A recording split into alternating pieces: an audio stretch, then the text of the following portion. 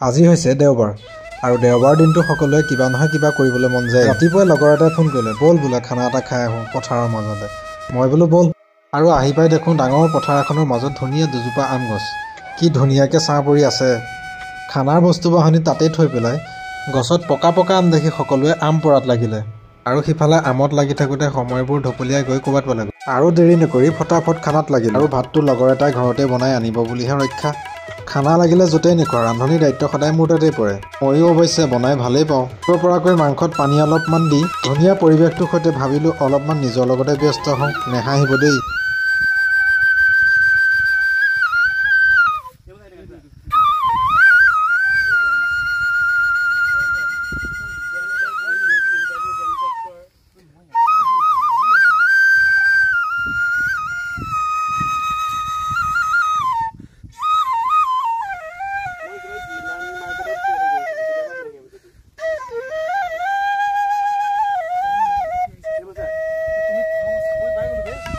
আৰু এইফালে মাংসত আলু সিজিছে নাই বুলি চাবলৈ লওঁতেই আহিলেই নহয় এটা হাত পাতিবলৈ, বোলে নিমখ হৈছে নাই চাওঁ।